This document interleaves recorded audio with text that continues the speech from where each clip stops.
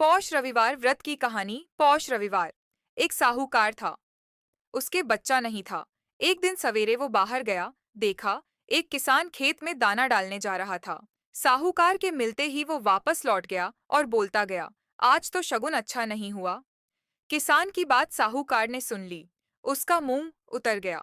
उदास मन से जब घर गया तो उसकी पत्नी ने उदासी का कारण पूछा, आज क्या बात है? साहूकार ने सारी बात बताई तो पत्नी बोली, आज चिद्धिया आई तो वे भी बोली, बच्चे नहीं, यहाँ तो दाना कहाँ से मिलेगा, कहकर उड्डट गई। साहूकार को क्रोध आया। उसी दिन से सूरज भगवान की आराधना करने लगा। 12 वर्ष बीत गए। राणा देजी ने सूरज भगवान से कहा, यह इतने मन से आपकी आराधना करता है, इसकी पुकार सुन लो जी। सूर्य भगवान ने उसके सामने प्रकट हुए और कहा, तेरे भाग्य में संतान नहीं है, पर मेरे आशीर्वाद से एक कन्या होगी।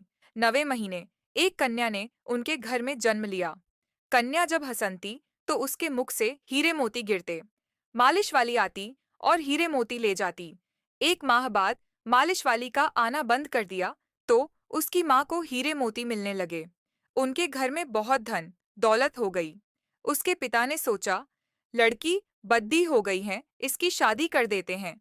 उसकी माँ ने कहा, मेरे उठते ही इसका मुंह देखने का नियम है, क्यों नहीं हम घर जवाई रख लेते हैं।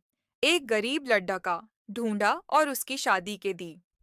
शादी के बाद रोज सुबह उसकी माँ उसको उठाने जाती तो लड़के को बुरा लगता, तो लड़की ने प्यार से समझा दिया कि माँ के मेरा मुंह देखने का नियम है। एक दिन जवाई ने लड़की को उठा दिया और देखा, हीरे मोती उसके मुंह से गिर रहे हैं। उसने उठा लिया। लड़की की माँ आई तो समझ गई कि जवाई को पता चल गया। उसके मन में लालच ने घर कर लिया। उसने अपने जवाई को मारने के लिए एक आदमी भेज दिया। आदमी ने जवाई को मार दिया और उसका सिर सासू को लाके दे दिया। राणा देजी और सूरज भगवान ने सोचा, हमारी दी हुई लड़की के पति को मार दिया, उसकी रक्षा करनी चाहिए। सूरज भगवान ब्राह्मण का रूप धारण करके गए और भिक्षा में जवाई का सिर ले आए। अंग झाड़कर अमृत का छिता दिया और उसका पति जीवित हो गया। लड़की के पौष रविवार का व्रत करने का नियम था। वह पूजा कर कहानी सुन भोजन करने के लिए पति का इंतजार कर रही थी।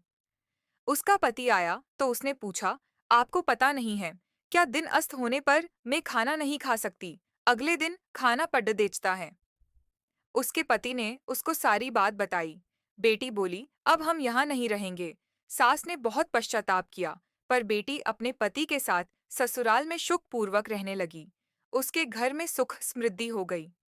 हे सूरज भगवान, जैसी बेटी पर कृपा करी वैसी सब पर करना।